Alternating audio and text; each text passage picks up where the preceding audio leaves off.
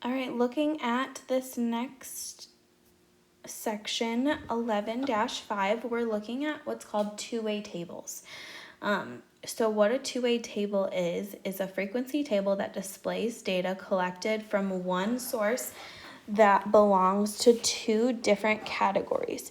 So one category of data is represented by rows and one is represented by columns. So you're taking data and you're looking at, hey, do you like this thing or this thing? Do you like both? Do you like neither? So looking at kind of what's happening.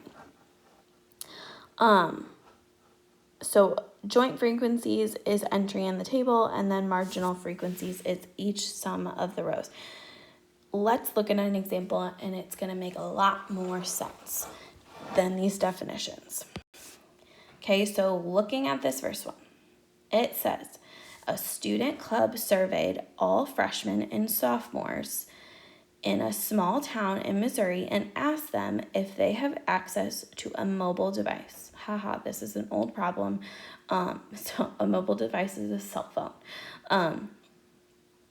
Their results were put in a two-way table. Find all of basically the totals is what we want to find. So if we're looking at this, we had freshmen and sophomores that we talked to. So that's two different types of people. And then we asked them, do you have a cell phone? Yes or no? So we had two different options that they could answer. So looking at, let's say, freshmen, we asked freshmen, do you have a cell phone? And it said 55 freshmen said yes, and 22 freshmen said no.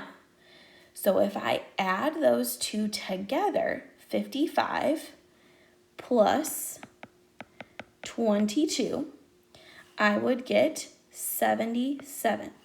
So that means that 77 freshmen were surveyed. Freshmen surveyed, we'll say, because I'm going to run out of room. Okay, so if I look now at sophomores, it said 63 sophomores said yes, and 12 sophomores said no. So if I do 63 plus 12, I would get 75. So that means 75 sophomores were surveyed.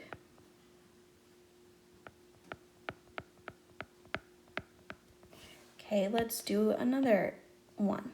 Let's go the opposite direction and let's go straight down. Let's look at yeses and nos. So if I look for yeses, it said 55 people said yes for the freshmen and 63 sophomores said yes. So that means if I take 55 plus 63, I get 118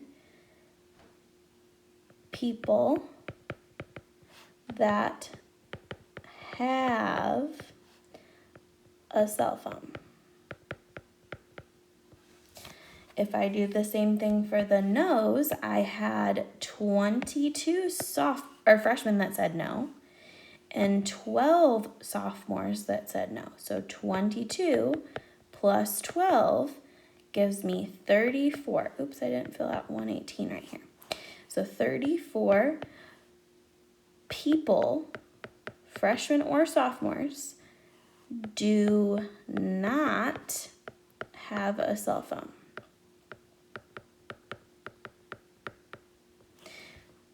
So then there's this other box that we still need to fill out. So if I look at this and I do straight down like how we started, and I take 77 plus 75, 77 plus 75, that's going to give me 152.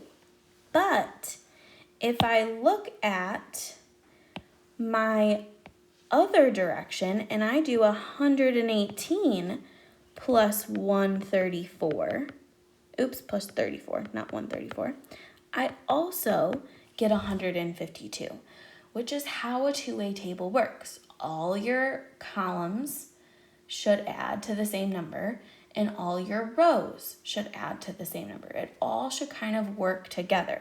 So this number right here is 152, which means that 152 people total were surveyed. Freshmen, sophomores, yes or no, it doesn't matter. That's how many people were talked to overall.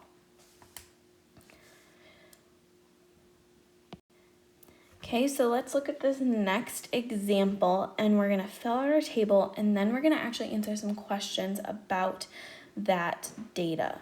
So it says you conduct a survey that asks 286 students in your freshman class whether they play a sport or a musical instrument.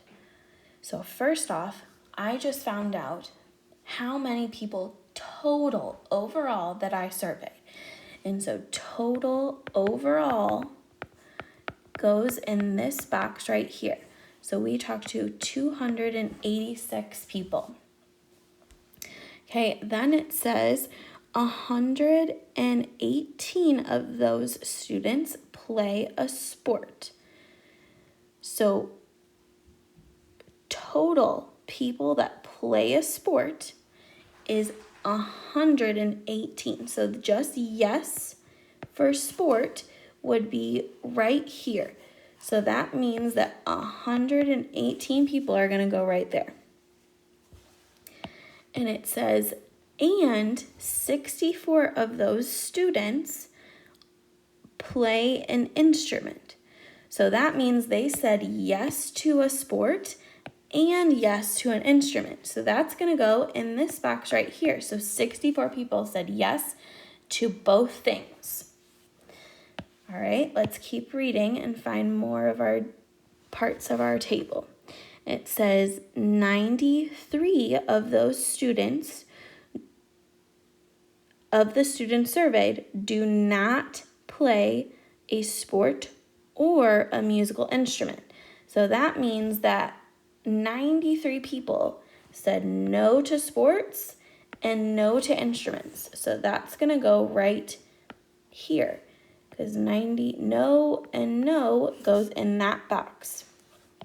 Okay, so now we need to find kind of the missing parts of our table.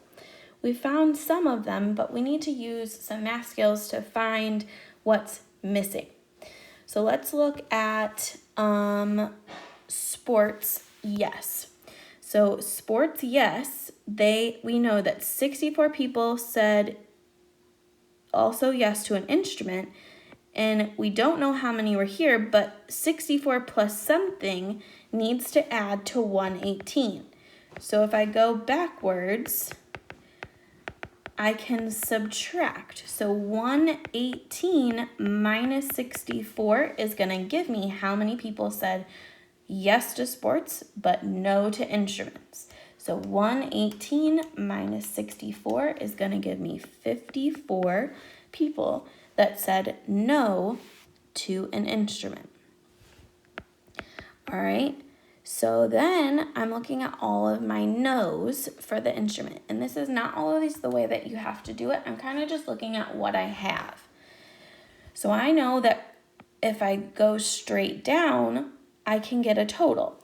So if I do 54 plus 93, I can get how many people said no overall to instruments. So 54 plus 93 is going to give me 147. All right, let's see what else I can find. I see that I have how many people said yes to sports. And then down here, I have my overall total. So I know that 118 plus something is going to be 286. So 118 plus something is 286. So if I do 286 minus 118, I can find that missing part. So 286 minus 118 is going to give me 168. So 168 is right here. All right, now I can see the same kind of things happening with people that said no to sports. So I know I have a total of 168 that said no, and a total of 193 that said no to both. I need to find this one right here. So something plus 93 is going to give them 168. So if I go backwards and do 168 minus 93, in my calculator, I'm going to get 75. So 75 is going to go right there. All right, one last one we got to find, and I know if I add straight down, I can find that total down below.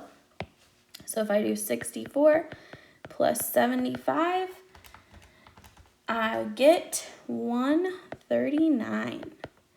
Now, I always like to double check and make sure that all of this works. So does 64 plus 75 give you 139? Yes. Does 54 plus 93 give me 147? Yes. Does 118 plus 168 give me 286? Yes. Okay, so I checked all my ones straight down. Let's check them going across. Does 64 plus 54 give me 118? Yes. Does 75 plus 93 give me 168? Yes. Does 139 plus 147 give me 286? Yes. So I know I did all of this right. Now, if you add all of those together and they don't work out, I would go back and double check what you did and maybe start back from the beginning if you're getting too confused. So it says, what percent of students play a sport? So we had a total of 118 people say yes to sports. So I have 118 people out of 286 people that were surveyed. So if I do 118 divided by 286, I get 0.412, and I'm going to round to a 6. Now, if I take that and I want to make it into a percent, so what you're going to do is you're going to multiply by 100. So if I multiply by 100, I'm going to get 41.26%. And on Pearson, I'm not sure what it asks. It might ask you to just round to a whole percent. So I would just put 41%. All right, on the next one, it says what percent of students do not play a sport or an instrument. So that means they said no to sports and no to instruments. So that would be that 93.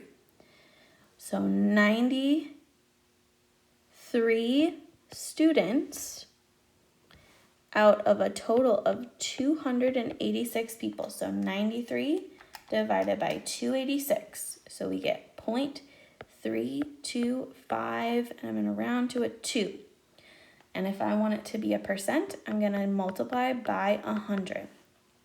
So that's going to give me 32.52%. All right, last one says what percent of students who play a sport also play an instrument? So that means they said yes to sports and they said yes to playing an instrument.